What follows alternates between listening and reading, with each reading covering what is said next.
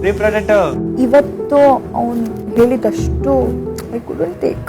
Big Boss ಮನೆಯಲ್ಲಿ ನಡೆದ nomination task ವೇಳೆ ಕಾವ್ಯ ಗಿಲ್ಲಿ ನಟನನ್ನು ನಾಮಿನೇಟ್ ಮಾಡಿದರು. ತನ್ನ ಮಾತನ್ನು ಗಿಲ್ಲಿ ಕೇಳುವುದಿಲ್ಲ, ನನಗೆ ಇರಿಟೇಟ್ ಆಗ್ತಿದೆ, ನನ್ನ ರೇಗಿಸ್ಬೇಡ ಅಂತ ಎಷ್ಟು ಬಾರಿ ಎಚ್ಚರಿಸಿದ್ರು ಗಿಲ್ಲಿ ಕೇಳುವುದಿಲ್ಲ. ಸ್ನೇಹಿತೆಯಾಗಿ ಹಲವಾರು ಬಾರಿ ಹೇಳಿದೆ, ತಪ್ಪು ತಿದ್ದುಕೊಳ್ತೀನಿ ಅಂತ ಹೇಳಿ ಮತ್ತೆ ಅದೇ ರೀತಿಯಾಗಿ ವರ್ತನೆ ಮಾಡ್ತಾನೆ.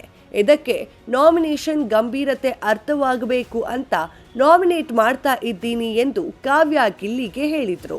ಸದ್ಯ ಬಿಗ್ ಬಾಸ್ ಮನೆಯನ್ನ ನಿಯಂತ್ರಣದಲ್ಲಿಟ್ಟುಕೊಂಡಿರುವಂತಹ ವಿಲನ್ ಅಶ್ವಿನಿ ಗೌಡ ಹಾಗೂ ಗಿಲ್ಲಿಗೆ ಒಂದು ಸೀಕ್ರೆಟ್ ಟಾಸ್ಕ್ ನೀಡಿದ್ದಾರೆ. ಸೀಕ್ರೆಟ್ ಟಾಸ್ಕ್ನಂತೆ ಕಾವ್ಯ ಶೈವ ಅವರನ್ನ ಅಳಿಸಬೇಕಿದೆ. ಕಾವ್ಯ ಕಣ್ಣೀರು ಹಾಕಿದ್ರೆ ಅಶ್ವಿನಿ ಹಾಗೂ ಗಿಲ್ಲಿ ಇಬ್ಬರು ನೇರವಾಗಿ ಕ್ಯಾಪ್ಟನ್ಸಿ ಟಾಸ್ಕ್ನಲ್ಲಿ ಭಾಗವಹಿಸಲು ಅವಕಾಶ ನೀಡಲಾಗುತ್ತೆ. ಇದರ ಜೊತೆಯಲ್ಲಿ ಗಿಲ್ಲಿ ಮತ್ತು ಅಶ್ವಿನಿಗೆ ಇಡೀ ಮನೆಗೆ ಈ ಇಬ್ಬರು ಅಡುಗೆ ಮಾಡಿ ಬಡಿಸಬೇಕಿದೆ ಎಂದು ಹೇಳಿದ್ದಾರೆ. ಗಿಲ್ಲಿಯಿಂದ ಕೆಲಸ ಮಾಡಿಸಿಕೊಳ್ಳುವುದು ಒಂದು ದೊಡ್ಡ ಟಾಸ್ಕ್ ಆಗಿದೆ. ಕಲರ್ಸ್ ಕನ್ನಡ ಬಿಟ್ಟ ಪ್ರೊಮೋದಲ್ಲಿ ಗಿಲ್ಲಿ ಅವರು ಕಾವ್ಯರನ್ನ ರೇಗಿಸಿದ್ದು ಕಾವ್ಯ ಕಣ್ಣೀರು ಹಾಕಿದ್ದಾರೆ. ಅಶ್ವಿನಿ ಜೊತೆಗೆ ಅಡುಗೆ ಮಾಡ್ತಾ ನಿಂತಿದ್ದ ಗಿಲ್ಲಿ ಕಾವ್ಯಗೆ ಬೆನ್ನಿಗೆ ಚೂರಿ ಹಾಕಿಬಿಟ್ರಲ್ರಿ, ರೇಗಿಸಿದ್ದೀನಂತೆ, ನಾಮಿನೇಷನ್ ಮಾಡಿದ್ನಂತೆ, ನಾನು ಜಂಟಿಯಾಗಿ ಬರಬಾರ್ದಿತ್ತು, ನಾನು ಅಲ್ಲೇ ತಪ್ಪು ಮಾಡಿದೆ, ಸ್ಪಂದನ ಲಕ್ಕಿ ಅಲ್ಲ, ನೀವು ಲಕ್ಕಿ, ನೀವು ಫ್ರೀ ಪ್ರಾಡಕ್ಟ್, ಫ್ರೀ ನೀನು ಏನೂ ಮಾಡ್ತಿಲ್ಲ ಎಂದು ಗಿಲ್ಲಿ ನಟ ಹೇಳಿದ್ದಾರೆ.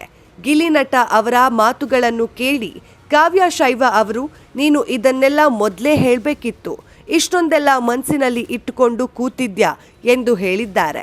ಆ ಬಳಿಕ ಅವರು ಸ್ಪಂದನಾ ಬಳಿ ಬಂದು, ಇಂದು ಅವನು ಹೇಳಿರೋದ್ನೆಲ್ಲ ನನಗೆ ತಗೊಳ್ಳಕ್ಕೆ ಆಗ್ತಿಲ್ಲ ಎಂದು ಕಣ್ಣೀರಿಟ್ಟಿದ್ದಾರೆ.